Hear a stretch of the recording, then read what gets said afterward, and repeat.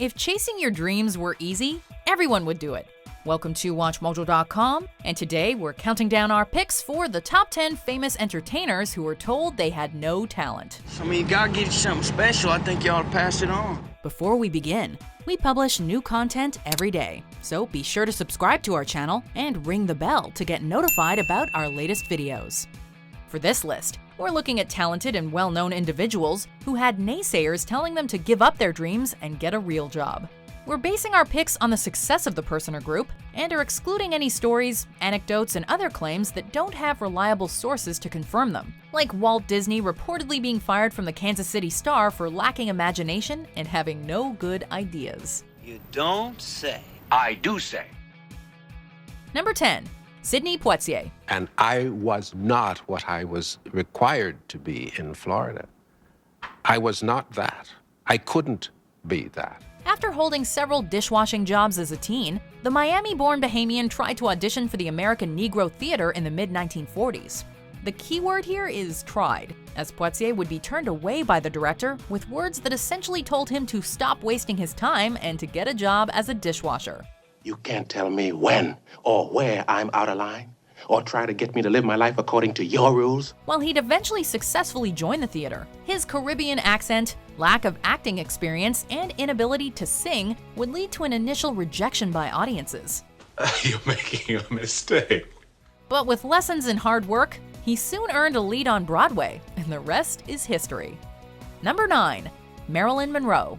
I wanna be loved by you, just you, nobody else but you. While it's been reported that modeling agencies suggested she become a secretary instead, it's the stories about her acting abilities, or lack thereof, that place her here. When she came in to read for The Asphalt Jungle, Albert Band, director John Huston's then assistant, would describe her as someone who didn't seem to have any talent. What I said yesterday was... well, it wasn't exactly... I mean, it wasn't really the... Was it the truth? No, sir. A few years later on the set of River of No Return, director Otto Preminger would tell her to abandon the craft and go back to her, quote, original profession, at least according to actress Shelley Winters. Of course, Monroe would sure show them, as she'd go on to become Hollywood's most famous blonde bombshell. But diamonds are a girl's best friend. Number 8. Brad Pitt. Oh, God! Oh, God! Before he became an A-list actor and producer, William Bradley Pitt was a student in the Midwest with big dreams of Hollywood. Pitt drove to LA and started working odd jobs while attending acting classes. By the late 80s, his agent had gotten him an audition for a role in The Accused, starring Jodie Foster. Pitt recounted the experience for W Magazine in 2012, stating that after calling up for feedback, quote, there were 3 seconds of silence, and then, have you ever thought about acting classes? Not one to be deterred, he kept at it and found stardom in a breakout role in 1991's hit Thelma and Louise. Take that cash, you put it in that bag right there. You got an amazing story to tell your friends. If not, well, you got a tag on your toe. You decide. Number 7. Gary Oldman. This actor is so good at accents that most don't realize he's actually English and not the American he so often portrays. Because he's the hero Gotham deserves, but not the one it needs right now. Oldman grew up inspired by music, boxing, and the theater, listing people like Liberace and Muhammad Ali as inspirations. No wonder he's known for his ability to play diverse characters. Blood.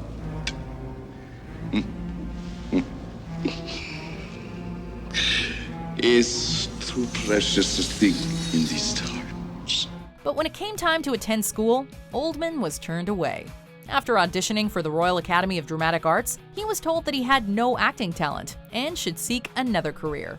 Oldman attended Britain's Rose Bruford College instead, eventually going on to win both a Golden Globe and an Academy Award. Wait! I did my waiting! 12 years of it! Number 6. Arnold Schwarzenegger. I'll be back. Arnold Schwarzenegger first made it big in bodybuilding, transforming the sport and becoming the most influential bodybuilder of all time. But when he expressed an interest in moving into acting, no one took him seriously.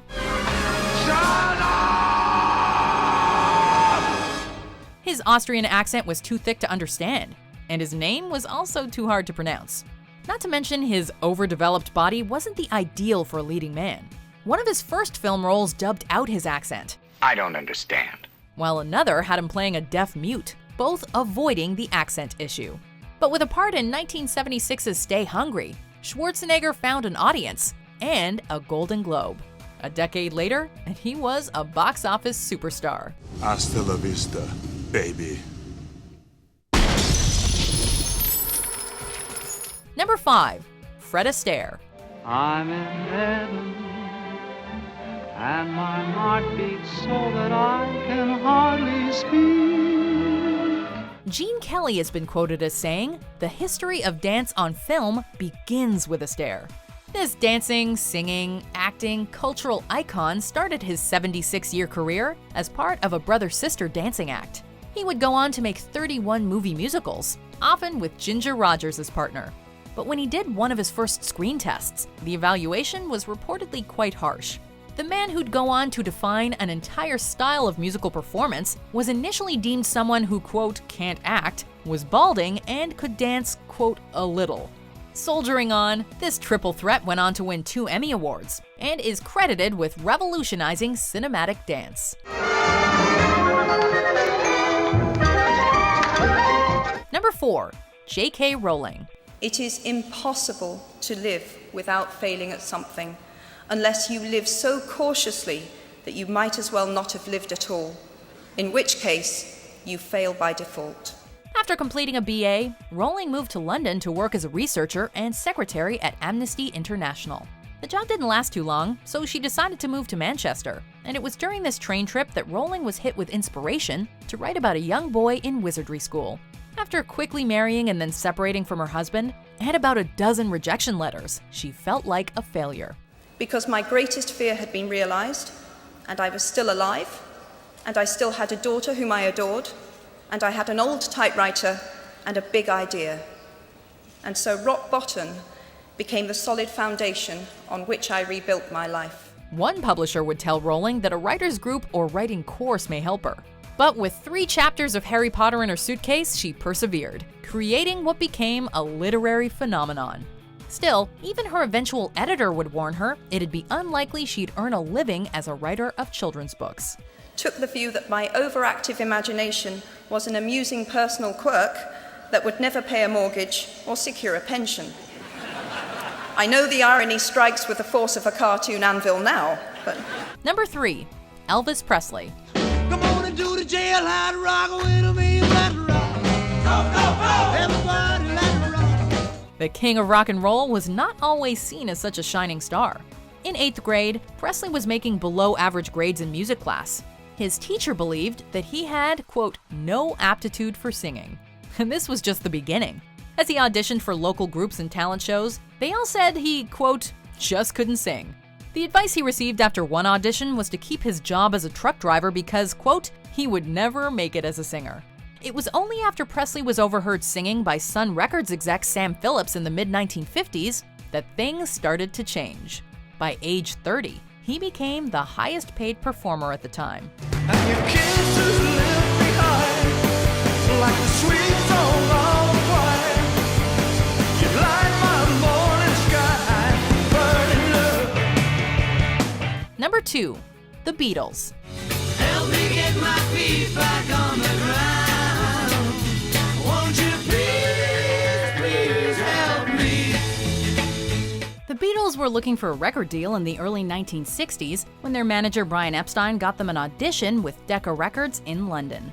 But Decca reportedly rejected the band, not only stating that, quote, guitar groups are on their way out, but also that the Fab Four, quote, have no future in show business. I'd like to say thank you on behalf of the group and ourselves, and I hope we pass the audition. They opted instead to take on a local band, and it's considered one of the biggest mistakes in music history. By the following year, the world would be in the throes of Beatlemania, leaving some asking what Decca was thinking when they passed them over many years later.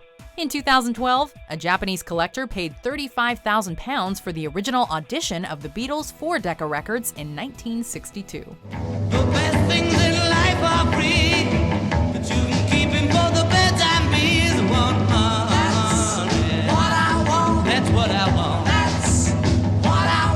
Number 1. Oprah Winfrey. The queen of all media didn't always know that she would end up so successful. Her Oprah Winfrey talk show has broken records and changed television forever.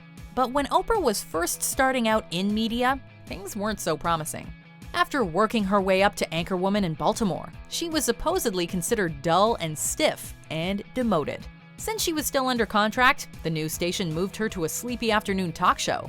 Oprah had finally found a place she felt comfortable. This is what I now know with age and perspective, that many times getting demoted is an opportunity for something else to show up. From there, she progressed to a Chicago morning talk show that eventually went national and took on her own name, The Oprah Winfrey Show. I'm Oprah Winfrey, and welcome to the very first National Oprah Winfrey Show! Do you agree with our picks? Check out these other great clips from Watch Mojo and subscribe for new videos every day.